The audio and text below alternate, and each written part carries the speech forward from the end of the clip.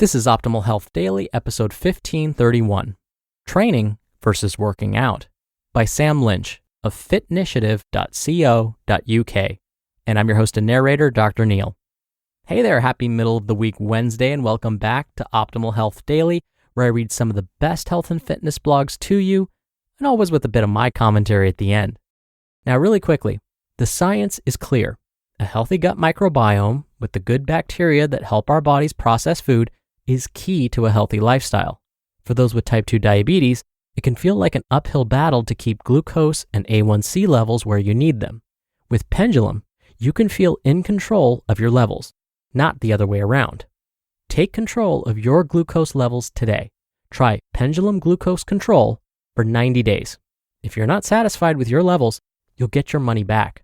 Visit pendulumlife.com to find out more and use promo code OHD for 20% off your first bottle of membership. That's pendulumlife.com, promo code OHD. Now it is Wednesday, which means it's the middle of the week, so we may need that little bit of inspiration to make it through these last couple of weekdays. So here we go. Quote, "When I dare to be powerful, to use my strength in the service of my vision, it becomes less and less important whether I am afraid." Audre Lorde. All right, now that we're in the right frame of mind, let's get right to today's article and start optimizing your life. Training versus Working Out, by Sam Lynch of Fitnitiative.co.uk. Despite the terms being somewhat synonymous, there's a big difference between someone going to the gym for a workout and someone going there to train. The biggest difference between training and working out is that one is structured and part of a bigger plan, and the other tends to be random, or at most, loosely structured. Essentially, workouts are singular bouts of exercise, whereas training is the productive sequencing of workouts towards a specific goal. While doing something is mostly better than doing nothing, without an overarching structure or theme, random workouts will lead you to random results. Workouts. A workout can be anything that you decide to do in the gym, at home, or wherever. A workout is singular and doesn't take into consideration the scope of the next or the previous workout. Typically random in nature, workouts with no overarching direction can leave you spinning on a hamster wheel as you try to achieve your goals. A good example of a workout is showing up to an exercise class and completing whatever the instructor has planned that day. Do random workouts have their place? Again, for the general population, doing something is better than doing nothing. Workouts do have their place, especially for those who aren't looking for structure or wanting to achieve specific goals. Workouts provide opportunity for variation and keeping things fresh, which may help maintain interest for some people. You can probably still achieve a wide variety of goals with random workouts, but without accounting for the variables that a training program provides, these results will often be random.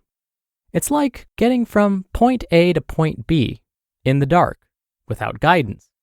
You may well get there, but you won't know how. Or worse, you may not get to point B at all and be unable to identify where you went wrong. For general goals like weight loss, random workouts can still provide you the necessary energy expenditure in order to achieve your goals, when paired with the right nutrition plan, of course. However, for performance-related goals, your workouts will need to be more specific, and training will most certainly be the better option for you. Training. Training gives direction to your workouts, making each individual session and component of those sessions complement the others in the program. Training takes into consideration what you actually want to achieve, the individual trying to achieve it, the best way to achieve it, and the time it takes to achieve it. This is why personal training is an effective tool, as you'll be following a specific training program. Training will often implement a framework by which detailed workouts are delivered and take into consideration key concepts of successful programming, such as specificity. Is your training specific to your goal? Frequency. Are you training at the right frequency that enables the best adherence, stimulus, and opportunity for recovery. Progressive overload. Is the program progressively challenging each week? Recovery. Are you getting adequate recovery to allow for adaptations? And individualization. Does it take into consideration your individual needs? For performance-related goals especially, training is the better way to go. Even for general goals such as weight loss, a training program will give you a solid plan to follow and allow you to gather data to adjust and find out what works as you move along. Now, depending on your goals and how important training is to you, like those that are competitive athletes, training is typically periodized into microcycles, mesocycles, and macrocycles. Now, these go beyond the scope of this article and deserve their own spotlight in a separate article.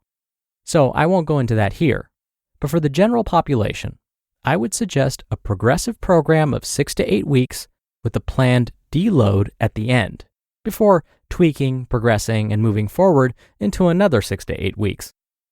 Signs you're working out and not training.